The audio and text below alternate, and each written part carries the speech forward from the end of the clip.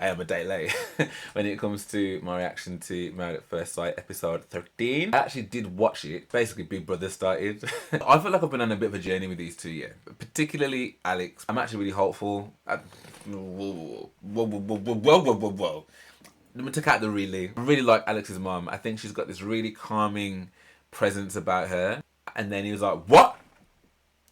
Now, the new couple, so Hannah and Stephen. She seems really cool, man. Like, really, really cool. Can talk for England, so preaching to the choir. 18 and got married. I mean, the good thing is he said that he's got 4 children out of it who he absolutely loves. I think there's a difference between wanting kids and embracing a family or coming into a family that's already got 4 kids. I'm going to call it, though, that I think he is going to find her too much at some point. Rochelle's friend, I feel, came in on smoke a little bit. I don't even feel like she took off her jacket properly.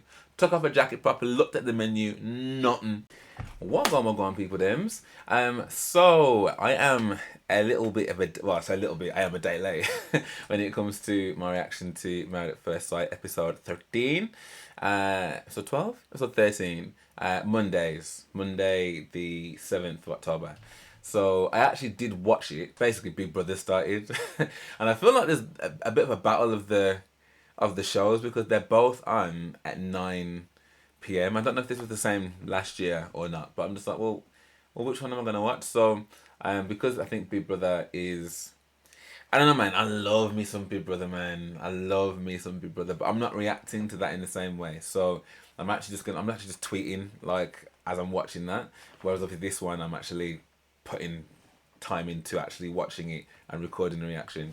So I actually watched Married at First Sight after Big Brother, and yeah, man, it was really, really late, and I had a full on day today, helping my mum with her cake business, which is absolutely amazing. Is that Lara Croft? Swear down, I'm just seeing like a Tomb Raider thing on Netflix. Are they doing like an animated Tomb Raider? What? Okay, anyway, there's time for that. Right, so first things first, yeah. Yesterday's episode, so it looked at kind of homestays for Alex and Holly, and also Rochelle and Orson, and also introduced a new couple in, what were their names? Stephen and Hannah. Okay, so we'll look at Alex and Holly first. So I feel like I've been on a bit of a journey with these two, yeah. Particularly Alex, because I've been like, oh, I don't know what. Initially, you made that comment about, you know, swapping wives and whatever, which, you know, probably was blown out of all proportion, really. But his reaction to someone being bothered about it was kind of the reason why people are like, you being a bit of an ass, really. So why can't you just appreciate that she's upset? However, the way that Holly kind of went about it, upon reflection, was probably a little bit bullish, in that, you know, I felt disrespected, so I'm going to project how humiliated I feel in terms of letting you know you ain't going back to embarrass me in front of these people that I also don't know, which then just resulted in this whole cyclical, redundant arguing and whatever. But they seem to find last week's episode. They seem to find a great way to finally like let Paul's rules and boundaries task thing that they're put in place. That seemed to be really working for them. So I was like, okay, wicked. That's really, really cool. That's actually working well. I'm actually really hopeful. Whoa. Let me take out the really. I'm hopeful-ish that maybe there could be something that comes out of this. Because sometimes the people that argue the most are just the most passionate. Do you know what I mean? I still think it's hella toxic, but we'll see. So his mom is coming to dinner, and Holly's best friend is coming to dinner. So I really like Alex's mom. I think she's got this really calming presence about her, and there's just something really calming about her presence. I think I don't know what it is, but there's just something really like zen about her. And then Holly's friend, I can't remember what his name is. He gives me, and I don't know whether it's a northern thing, like, and the northern twang is giving me this, but I feel like he's hella confident and will say whatever. Like, if I feel that you're messing around my friend, I'm gonna tell you. Do you know what I mean? So I think the friend comes first. Yeah, the friend comes there first, and then Alex's mum comes. From what I remember, they were kind of excited about them being there and coming along and sitting down with them and stuff and getting to talk about where their relationship is at now. And I think, yeah, by the time that, I can't remember when Holly saw the friend, but I remember when Alex's mum came in, there was like this massive, massive, massive, massive, massive, massive hug. And I was like, oh, that's, again, he's a mama's boy, innit? So I get it. I totally get it. Then when they sit down, Holly's explaining that like they're really good, and actually when they're together, like all the right things are there. You know, making each other laugh. The fact that he makes her feel so special and loved and wanted without makeup, with makeup. You know, she loves her curvy side and stuff, and he makes her feel good about that. And yeah, it's all singing these praises and stuff. And then she's like, but the thing that makes us really struggle is the fact that we just don't know how to communicate properly. And when there's a problem, it just goes woof. So they're like, you know, wow, the friend's like, I didn't realize that they'd had so many problems and teething problems, because then Holly is like, you know, he's only just moved back in. So it's only just moved back in because we had all these arguments and stuff at the beginning. And then it starts explaining the whole beef about the wife swapping thing. Then she says, like, because I asked him about it and like he didn't tell me at the beginning. And then he was like, what? Now, to me, yeah, that immediate what and just innate response, yeah, to what he perceived as an untruth.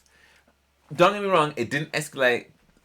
You know, the rest of the dinner continued to go fine, but it was just that initial what that made me go, man, this has not really changed, really, because you see when the cameras ain't there and you've got nobody special coming for dinner like your mum, like, you know, that could easily have turned into an argument. Like, no, wait, girl, move from. Like, it's so easy for that to turn into what? Because if there wasn't a reason for them to be sitting down having dinner and for people to be there and people to be civil, that easily could have escalated. And I think this is where that hope that I was talking about, I just don't think it. Well, I don't know who's to say, but my gut feeling would be that little outburst of what is something that could happen again and again and again and again, and I just don't see how that's ever going to be okay. I just don't know. But anyway, she handled the situation and was very much like, look, I'm not coming for you. Like, I'm just saying, like, you know, you hadn't explained to me at that time what you said. And he's like, I did tell you what I said. And the thing is, initially he didn't.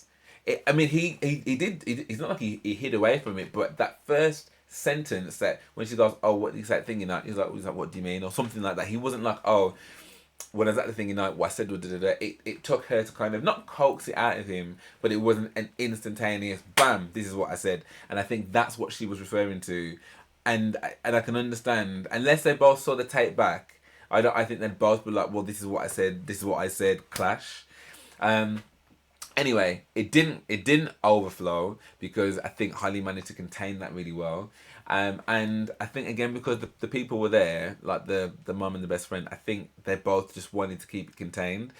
Alex was very much, well, Alex's mum was very much like, you both need to communicate. That's probably the most important thing. And I can really see that you've got something here.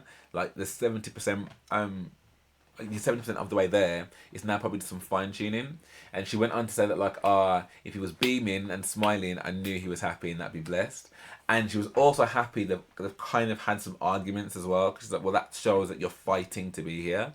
And Alex also did say that before all of that even started, Alex did even say, now what you're about to hear, yeah, just remember that we're still here. And I think, and again, that does give some level of, oh, okay, they're both caring enough to be here. But like I said, I just feel like there are some things that will invariably drive people apart. And I feel like these are things that, just from that, like, I don't know how able they are to control those things. But look, we'll see. Like, it ended. They were all happy. The friends and family were happy. The friend was like, look, I can see how happy she is. You know, he was like, you know, you lost weight and da-da-da-da-da. Like, so mum and friend were happy. They both seem happy. Cool. Then it goes to, well, I mean, it's flicking in between, but like, if we go to the new couple, so Hannah and Stephen. So Hannah, new bride, like she's full of full of energy, but not full of energy in the same way that Christina is full of energy. Like Hannah's full of energy in the sense that she's sarcastic, and she is very witty, and she's very dry, a sense of humour, and definitely got bants. Like she's all, you can tell that she's about to wind up. I feel like her friends are also very much aware of how much of that type of girl that she is. But she's very driven, she's very ambitious, she's very independent. Like she's runs her own business or on like CrossFit gym or something. And yeah, like she's clearly got her walls very high up in terms of like not getting hurt by anybody, but is also at that stage in her life which is like, look, everything else is Chris. I now need this person to share my life with. And yeah, she seems really cool, man. Like really, really cool. Can talk for England, so preaching to the choir. And yeah, she seems really wicked. Then you've got Stephen. Oh, and she mentions that she wants kids as well. That's really really important to her. Then you've got Stephen, who is also really like gym fit. Like used to play rugby like semi-professionally. He's a good looking guy. Do you know what I mean? I think he's a good looking guy. He seems like he's quite open with his emotions as well, because he was quite able to talk about, you know, him being hurt before and what that meant for him, and being quite vulnerable quite early on in terms of speaking to the cameras and the experts and stuff. He also has 4 kids. He was married at 18, which, I mean, I don't know, married at 18. I mean, it was a very different time then. Do you know what I mean? I mean, it also wasn't the Anglo-Saxon era, but I'm like 18 and got married. I mean, the good thing is he said that he you know, he's got 4 children out of it who he absolutely loves. So in that regard, absolute benefit. But I also think like 18, that's a really young time to really tie the knot and go down the aisle and get married. So, but anyway, so he's like, you know, it's a big order for someone to take that on. Now, I'm like, there is a difference between, and you know, her response was completely different, I think. But I would be like, there's a complete difference between me being open to children and wanting them, like she really wants kids and wants the people that she's with to also want kids. But I think there's a difference between wanting kids and like I guess embracing a family or coming into a family that's already got 4 kids and still probably wanting to have your own kids as well, and whether that person is going to want to have any more children. Like, so I think that's it's a big thing. I know some people are like, oh well, you know, yes, their kids come first. Of course, his kids come first, 100%. And he was right to call that out. But I feel like when you've just met someone and there's everything else that's going on in the air anyway, I think that is a big tall order to just swallow and just accept. And you know, if you don't do that, then you're a person. Like, that's a whole Brady Bunch, fam, that none of my genetics are in. Like, yes, I can grow to love them, and yes, they'll probably be like my own. But if she's dreamt of like carrying a child, all the other stuff that goes with it, I don't think it's irrational or mean or disproportionate to just go, whoa, you've got 4, okay. So anyway, they eventually, yeah, she arrives at the wedding in a Lamborghini. Like, I'm like, fam, who does that? I haven't seen any bride so far that's coming on a ones, that's walking herself down the aisle, that's come down in a friggin' Lamborghini. Like, all right, safe. Was it a Ferrari? Some supercar anyway. Like, it was like badass. I was not expecting, cause I thought it was him. So I thought that was really cool. Then when she gets to the aisle and he turns around, like, he is smitten, she is smitten, they're flirting, like there's definitely a connection going on, like making jokes and stuff and being all like courteous to the other side or whatever. That's really cool. Then they kiss. I mean, I'm seeing like tongue and potential spittle, but whatever, they're into it, that's cool. Then they're having the photos and stuff, and she's like trying to find out where he's from and what he does, and like she's just talking at him, but like in a way that he clearly is enjoying. He's like, yo, she has met her match, and they just seem to be vibing, like, which I think is sick, because that's kind of what you want. Like, you don't want it to be taken like so serious. No, you do want it to be taken seriously. Obviously, it's a marriage, but it's also ridiculous what they're doing. It's ridiculous. Like, you're marrying a complete stranger, so for someone else to kind of like just be able to take the pee with it. Do you know what I mean? And just know that, yeah, like this is absolutely bonkers. Like, you must be bonkers if you are here doing this with me. And owning that, sick. I kind of did rate that, to be fair. And again, more kissing, more tongue. Then they go into the reception and stuff. Everything again is still cool. He then drops the 4 kids bombshell, and she's like, okay. Again, you know, Channel 4 longing these things out for dramatic effect, man, because it looks as though that she was fine about it, because she was like, you know, well, do you want any more? And he was like, short answer, long answer. He was like, you know, I feel like if I didn't have kids, blessed, but you know, I'm never gonna rule out having kids or having more with someone else. And she was like, yeah, cool, Chris, cool. So again, they continued to kind of vibe and stuff. Then they had the whole blanket and bench situation as per standard, and again, just kind of got to know each other a little bit more, and we're kind of vibing. So I think physically they're a match. I think they vibe with each other. I'm gonna call it though that I think he is gonna find her too much at some point. That's just my personal take. I could be completely wrong, but I feel like she's a lot. She's on a lot of the time. She's on, absolutely on, and I think that's good because there's never a dry moment. But then I wonder whether in serious situations that could get a bit much for anybody. I don't know. I guess we'll see. So yeah, hopeful for them too. And then we go to Rochelle and Orson. Now, I don't really know how I feel about this situation, because I feel like, so just to set the scene, Rochelle and Orson are going to dinner. They're meeting Rochelle's friend, I want to say Janie, and they're meeting Orson's friend, I want to say Craig. They're probably not the names. Apologies. I'm sorry to that, man. And they're sat in this restaurant. Orson's friend comes first, and then Rochelle's friend comes after. Orson's friend, very respectful, it seems like. Everything's cool. Not keying, but just vibes. Everything's cool. Rochelle's friend, I feel, came in on smoke a little bit. I don't even feel like she took off her jacket properly. Looked at the menu, nothing. She was just like, yeah. So I saw your name and I was like, I'm gonna Google you, look at social media upon you, and you know what I found? I found that you want just actor model. So are you just here to be famous? It's nice to see you too.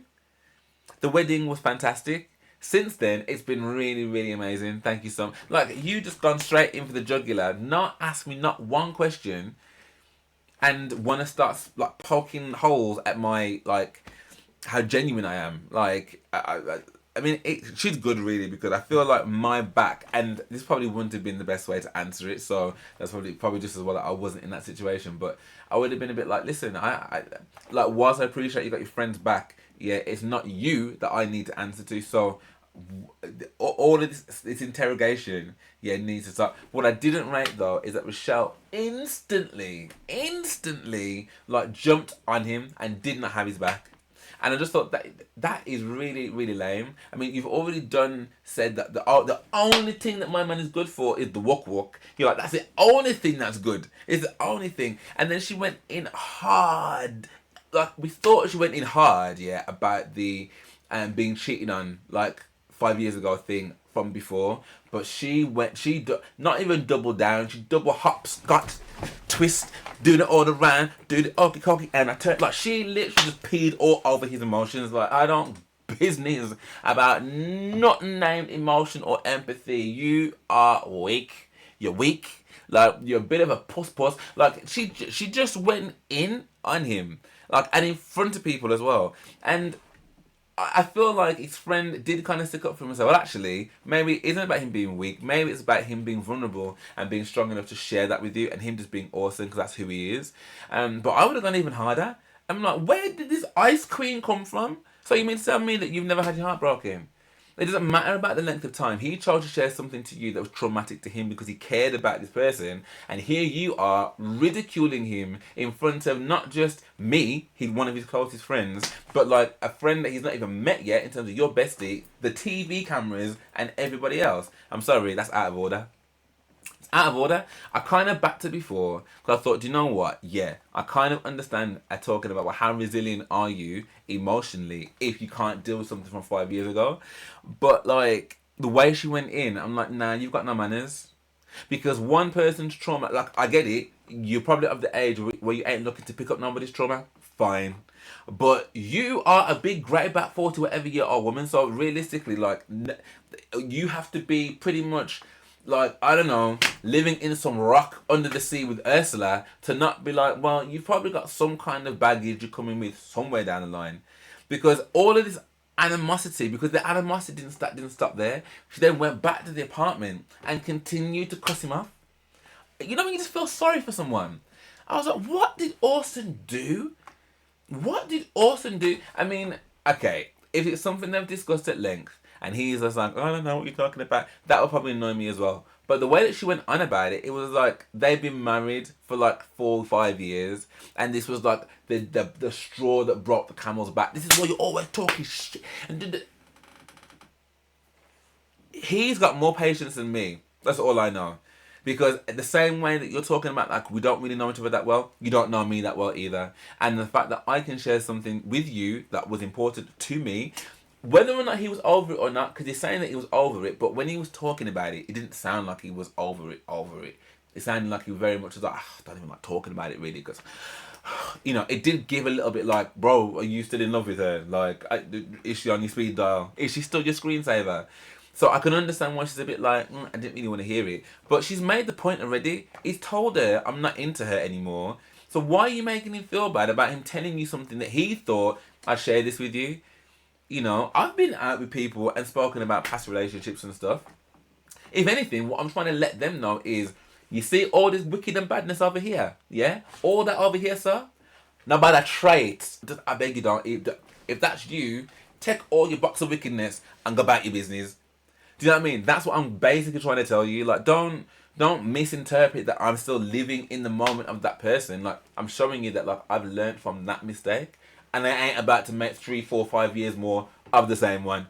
Do you know what I mean? But she's just so ready to, like, it's like, I don't know who hurt you, Rochelle. I don't know who you had to war with before, yeah. But Orson does not seem like that kind of person. Like, and again, I might be wrong. It might come out in 8 weeks' time that, listen, he's about to be, Who Wants to Be a Millionaire, who, Celebrity Get Me Out of Here, Strictly, Big Brother, Come Diamond. Like, he might be one of them serial people that like to do the reality rounds. Do you know what I mean? I don't know, but I don't think he's given her enough reason, or Columbo, her best friend over there. I don't think he's given either one of them a reason for them to be so out and out antagonistic. Like, fam, no one's paying me to be here. Do you know what I mean? I've chosen to be here of my own free will, and right now you're doing my head in. Never mind his. No, the man's bald. If he had hair, every single hair follicle would have dropped out of his headpiece. Every single one of them. So, yeah, I'm a little bit like, I was kind of warming to Rochelle and Orson, but the way that she kind of like got up as she was draining the rest of the Prosecco out the bottle, I was like, nah, man, like, you ain't it. So, I guess we'll see what happens, but yeah, I'm not a fan of Rochelle. Anyway, today's episode, I think, will be looking at Emma and Casper, who looks like he's about to get a grilling, which I've got my own thoughts about that, but we'll come to that. And then we've got Sasha and Ross as well. So we'll see what comes in that one. But yeah, it's about to start. I'm going to jump over to Big Brother and then come back to this. So thank you so much for watching. I'd love to know what your thoughts are about these couples and stuff, and whether or not, you know, is Rochelle right to be all FBI Men in Black about it and be like, yo, I didn't come here to be told no lies, and I won't be. Is she right to be as aggy about it? And how do you feel about Alex and Holly? Am I being a bit like pessimistic and actually like maybe there is some hope for them? And do we think that Hannah and Stephen, the new couple, actually are a great fit or not? Yeah, let me know in the comments below. But for now, thank you so much for watching, and I hope to see you on the next one.